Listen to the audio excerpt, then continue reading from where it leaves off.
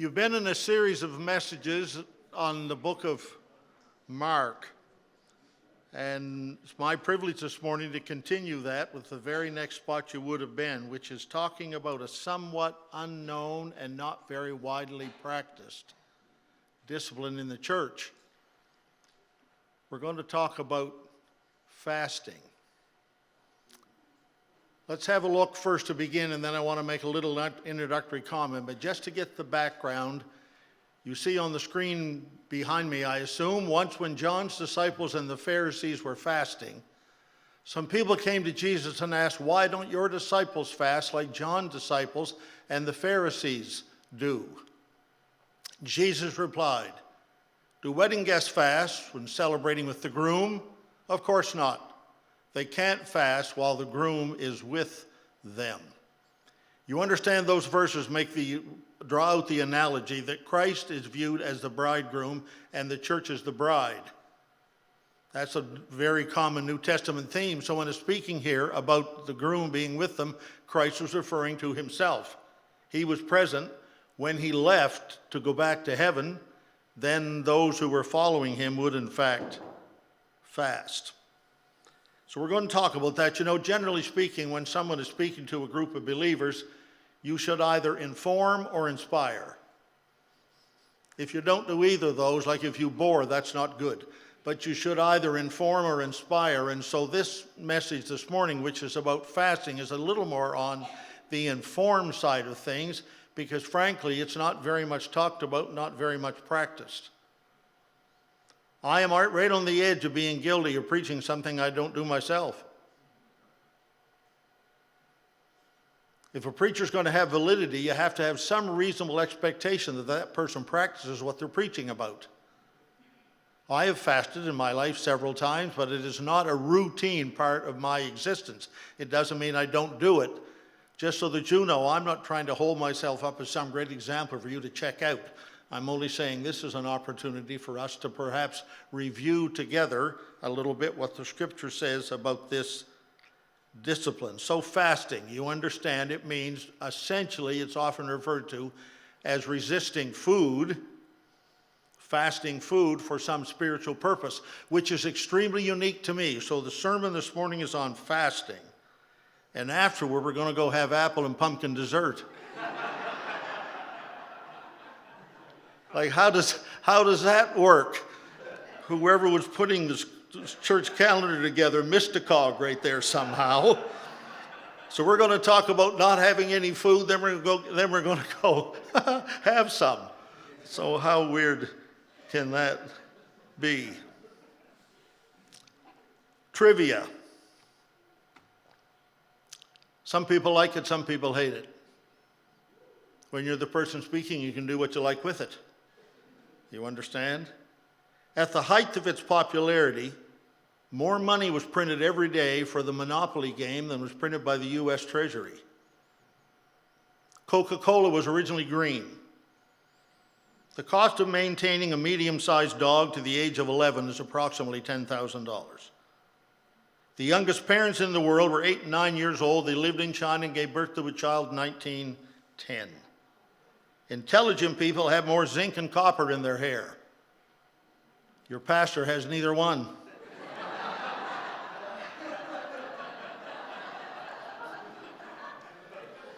It's impossible to lick your elbow. Now I know, let's get this over with. Go ahead and try. If you think you can lick your elbow, have at it. If you do get that done, we want to take pictures. We can make money on you if that works out. Fasting is for serious disciples, not for the marginally committed. Do you know where the word breakfast came from? When people were involved in fasting and weren't eating, when they stopped that practice and went back to their normal life, they broke the fast. So the word breakfast, which we can, basically go to in the mornings, but the word breakfast actually has that spiritual background to it, that it came to be used to indicate that people who had been fasting had now broken the fast and were no longer thus involved. So trivia either fascinates you or irritates you, but our topic today is not trivial. but rather it's a principle, actually, of the prevailing Christian life. And some of you might decide today to actually include fasting in your spiritual life going forward. So if you look back at it in history, why did the Israelites, the Old Testament people, started this practice, of course? Then it continued on, and primarily when people fasted, they fasted for one of three reasons. They either fasted out of penitence. They had messed up royally and were genuinely sorry for how they had offended God and misbehaved, if I may use that term. And they fasted for penitence, seeking forgiveness, confessing, I have really messed up. Or they fast when they were mourning, when they had been crushed by sorrow. The nation had been decimated, or their family had been decimated, and people fled, as it were, to fasting, to be alone with God and not confused with other activities around them. So penitence because they were sorry, mourning because they were crushed, and petition because they really needed help with something. The Master himself spoke about this in what is considered the greatest sermon ever preached, which we'll reference in a moment or two, the Sermon on the Mount, so-called, perhaps the greatest sermon ever delivered. The message was, however, delivered in surroundings, ladies and gentlemen, and conditions that in our culture we would consider quite inappropriate for going to church. There was no record of any music being a part of the meeting. They were outside, sitting on the ground or underneath the shade of a tree if they could get one near the Master. There were no instruments, there were no PowerPoints, there were no drama skits, there was no offering, there was no worship band as we now define it. There was not even a record of prayer being offered when the greatest sermon of all history was preached.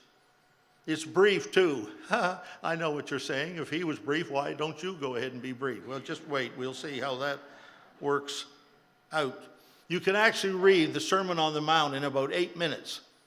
If you don't read rapidly, just a normal reading pace, you can read it in 8 minutes, and it's considered the greatest sermon ever preached. There are only two topics, by the way, in the Sermon on the Mount. Put this in your head. There are only two topics in the Sermon on the Mount that are given less coverage than fasting. So fasting was apparently a fairly significant item because the two items in the Sermon on the Mount giving less coverage, meaning they seem to be more minor, was divorce and the narrow and wide gate. Fasting was seen to be more important to the Master than those topics of great interest to us. It's a lesson to be learned, I think. So listen to these words from Matthew. This is Matthew chapter 6, verse 16 and following. Which is from Christ speaking on the Sermon on the Mount. And when you fast, don't make it obvious as the hypocrites do, for they try to look miserable and disheveled so people will admire them for their fasting. I tell you the truth, that is the only reward they will ever get. But when you fast, comb your hair and wash your face. Sounds like my mother. Then no one will notice that you are fasting except your Father, who knows what you do in private. By the way, that's a whole sermon in itself, that phrase right there. The Father who knows what you do in private. Think you have a secret? The Father sees in private. And your Father who sees everything will reward you. So there's a few kind of obvious things here in this. I'm sorry this is not more inspirational. What can I tell you? But why fast? Why consider it?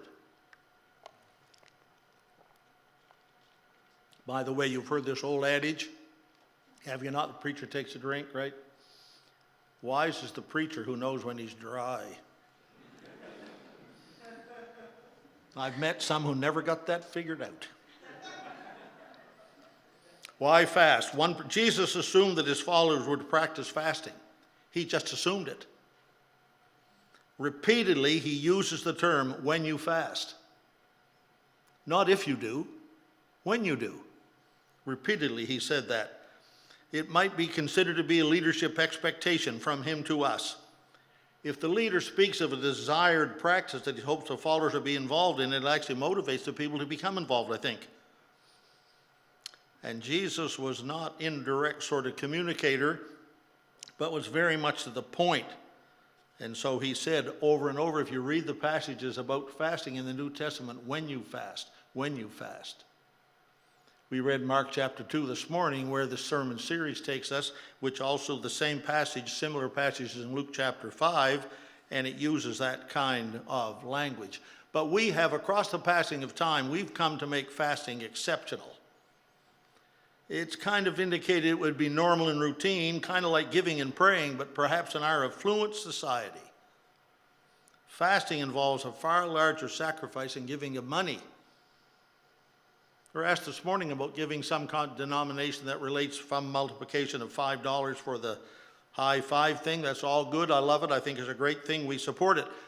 But the giving of money has become routine, and even though fasting was mentioned more frequently than giving, we don't so much about that. Richard Foster, an author that I've followed across the years, said this one time: in a culture where the landscape is dotted with the shrines to the golden arches and an assortment of pizza temples dot the society, fasting seems out of place, out of step even, with our time. Romans chapter 12, one of the great passages of the New Testament, talks about us offering our bodies as living sacrifices. That's how the King James puts it, which is our reasonable service. Not unusual, not exceptional, just our reasonable service. Peterson, who paraphrased the scriptures into the document we call the Message, called it our everyday, ordinary life. Just reasonable. Fasting, maybe, perhaps, should we consider taking it off the back burner of the slightly strange, a little bit fanatic, kind of weird. Take it off that back burner and bring it out to the front of our lives and consider what Christ actually meant when he said, when you fast. Jesus taught, second one, there's several of these, but they're short, I think. Jesus taught that fasting was to be a spiritual discipline practiced in private. Practice in private. You heard what he said before? If you're going to do this, comb your hair and wash your face, so when you show up, you don't look disheveled, so you can say to people, I've been fasting. Don't you feel I'm wonderful and holy and, significant and all that kind of holy nonsense?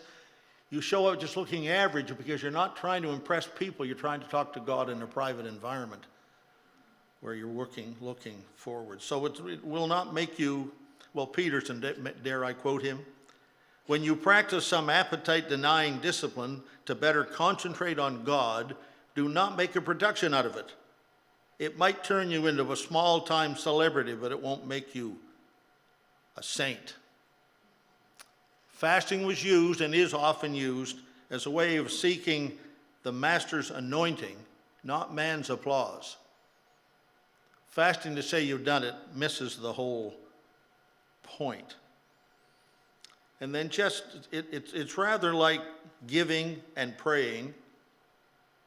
You don't talk about giving. You don't walk into church and say, guess what? I gave $4,500 this morning in the offering. You don't do that kind of stuff. Or you don't walk in and say, I prayed last night for 3 hours. Aren't I a wonderful looking person? So those disciplines are practiced in private. So the idea of fasting is it's something we add to our array of disciplines where we are practicing. There's an interesting sidelight to this one about fasting in private.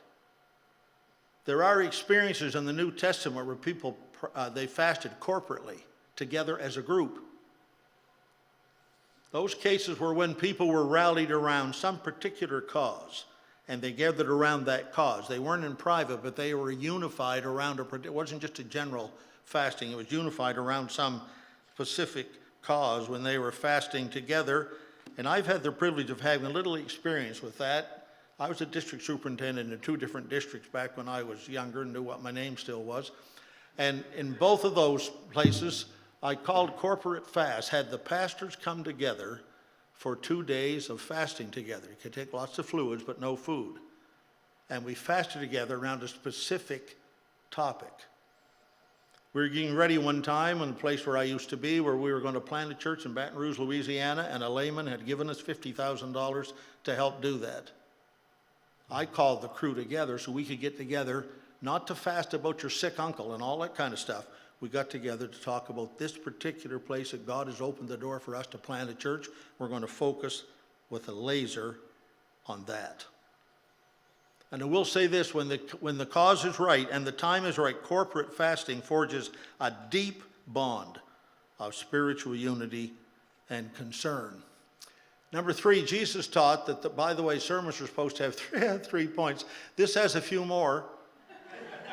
And I should warn you, too, that I have preached sermons before that had no point at all. And I'm hoping this is not one of them.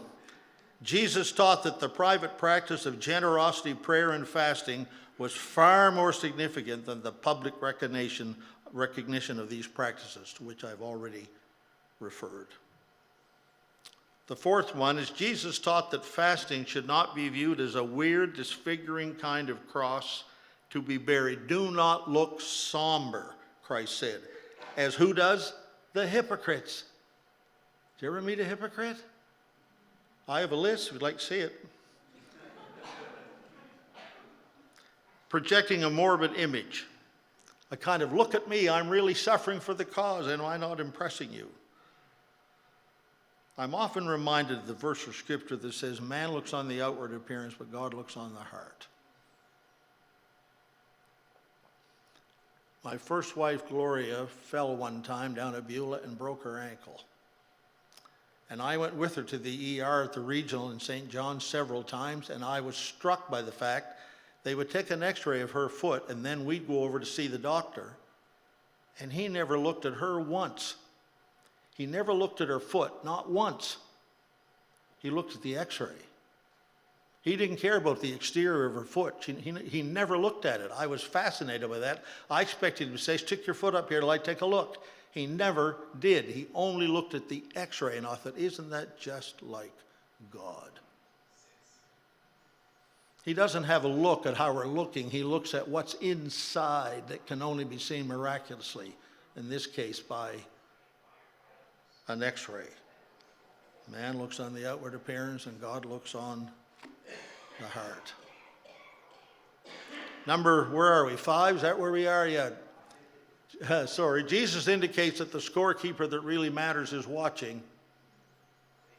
You remember the little poem that said, for when the one great scorer comes to write against your name, he writes not that you've won or lost, but how you played the game.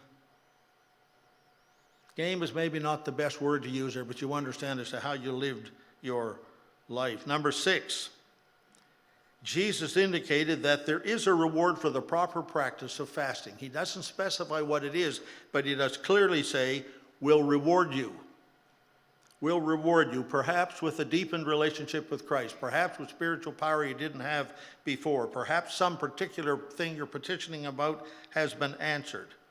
I do know this, that the 3 monotheistic religions, those who believe in one God, that's the Muslims, the Christians, and the Jews. All 3 monotheistic religions all practice fasting and encourage it to happen amongst them. The Muslim belief goes so far as to say, is he who comes to Jerusalem is forgiven by Allah for all of his sins. Whoever fasts one day in Jerusalem is saved from the fires of hell. A bit extreme, I don't believe that, obviously. But it does point to the idea that the Master will, in fact, reward those who fast. Number 7. 7's supposed to be the perfect number. I'm almost there. Interesting that Jesus does not in either of these passages list or link fasting with prayer. Doesn't make a link there. Often when you hear it said, those they're put right together, are going to have a time of prayer and fasting. They somehow get linked together, but not always. And not in this. We may often always do that, but you don't have to do it. The point is this, that fasting is a spiritual discipline that stands on its own if we want to develop some deeper relationship with Christ that goes beyond the surface where most of us live. We like instant. We like high speed. We like immediate. We like vibe. We like right now. We're not so keen on investing or planning or sowing or building. These things take time. And fasting is not something that produces an overnight response. It just deepens our relationship with Christ if we have denied ourselves something important to us to spend some extra time with him. Everybody who's deeply in love with their spouse has at some point or another done something that inconvenienced them a little bit to please the person they love. It's kind of like that. A few years ago, I spoke on this topic. I was assigned this topic and spoke to a group of people, about 175 people in the room that day, and I asked them to commit themselves to some kind of time and discipline necessary to fast. We passed out a sheet. We're not going to do that this morning, but we passed out a sheet to them and said, fast something. It's not only about food. You do know that food is the granddaddy of all appetites. Whatever else you're thinking about is secondary to food. It is, in fact, the granddaddy of all appetites. Try going a couple of weeks without it and see how you're doing. So I asked that group to just write down something. So of the 175 or so, about 75% of them completed the form, and 51 of those people said they're going to fast food. 12 people said they're going to fast computers and the internet. 12 said television. 10 said music. 9 said a group interaction. I want to talk to you for a little bit this morning about fasting, just if I dare to do this, to fast, to talk to you about fasting this. You know what that is? You know who's guilty of spending too much time on this? Me. Me. Back in August, Deborah and I, and our 4 children, her 2 and my 2, and our son-in-law, Shane, we were on an Alaska cruise, the 7 of us. Had a great time. It was a wonderful thing. Nobody got killed or thrown overboard, and we all came back, of sound mind, seemed to be okay. And we met up in the cafeteria, the Lido deck they call it, met in the cafeteria for breakfast most days, and one day we had done that. My son Troy, who sleeps in, he stays up half the night and sleeps in, he was not there. The rest of us were there, and I had to leave for some reason or other for 4 or 5 minutes. Given my age, I probably went to the bathroom, but I'm not sure. But I left for a few minutes, and when I come back, what do you suppose I saw? I actually have a picture of it that I showed to my family this morning. There they were, the rest of them, every one of them, sitting there at the cafeteria table doing this. I mean, every one.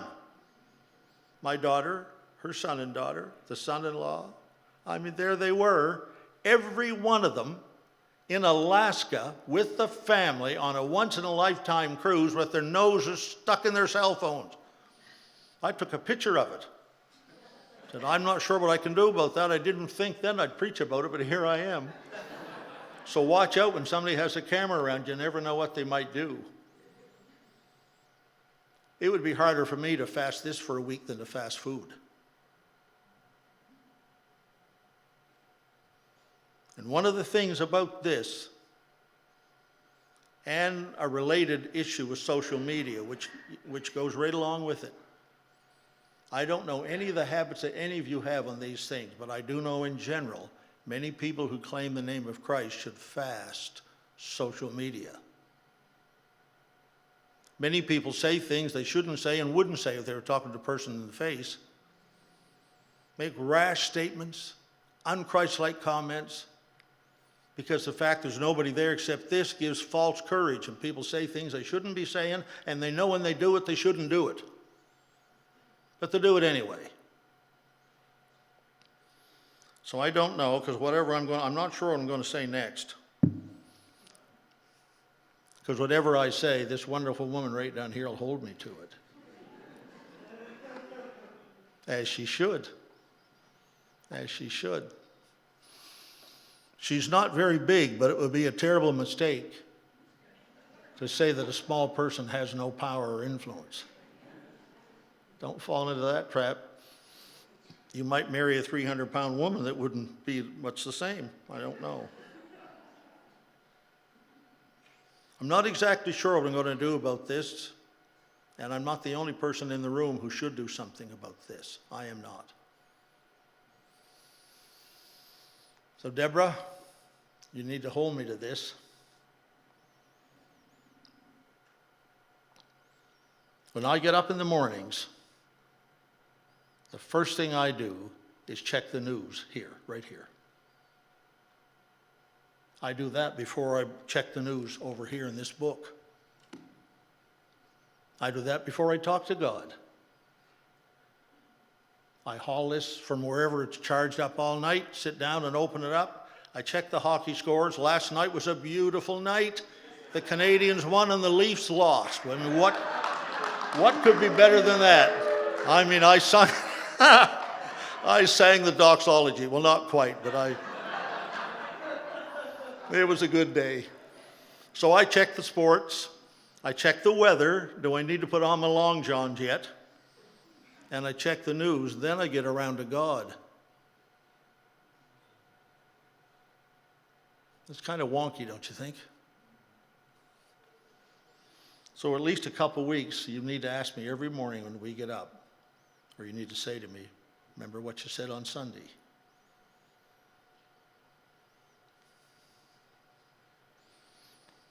That's all I want to say about that, I think.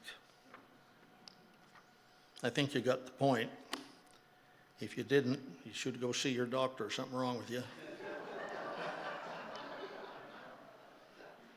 Two little statements I'm going to make, and then two little questions I'm going to ask. Fasting may expose sin. It never covers it up. You follow? Fasting may expose the sin. If there's something in your life that shouldn't be there and you're serious about fasting, the Holy Spirit will reveal that to you, but it will not cover up something you know you shouldn't be doing. It just won't. And the second thing I want to say about this is fasting will not move God to bless a disobedient heart. If you're not walking in the truth you already know about, God will not bless a disobedient heart because you go to fasting. You can't bend God's will to suit your will. God's character is not available for adjustment. Fasting will never endorse a plan outside God's will. I actually had a man who was so twisted up spiritually. This actually happened to me. Told me that he was fasting that God would give him the wife of another man. You follow? He wanted another man's wife and was fasting to ask God to bring that about. I said, shake your head. God will not deny his character. No matter how much you may fast till you starve and disappear. This isn't going to happen. And the worship team, why don't you folks come on up? They're going to get ready here in a minute. And I want to, I guess maybe, ask a question to you. And after I ask these two questions, they're short and brief. And then before the worship team leads us, we're going to have a minute or so of silence for you to consider these two questions. Should I fast? Should I fast? And if so, what would I fast? And for how long? Not suggesting that you should suddenly say, I'm going to fast, for the next 46 days and not going to eat anything. Nothing extreme. Just, should fasting somehow be incorporated into my spiritual discipline, the dynamic of how I'm living for Christ? Should there be something there to deepen my relationship in the time I normally would have done whatever I'm fasting, if it's food, whatever it is, that I'm going to spend that time with Christ instead? That. And if so, what am I going to fast? And how often and how long am I going to do it? So we're just going to wait for a minute in silence while you consider those questions. Will I fast? And if so, for what? And for how long? Think about that for a minute or so in silence. And then the worship team will lead us from there.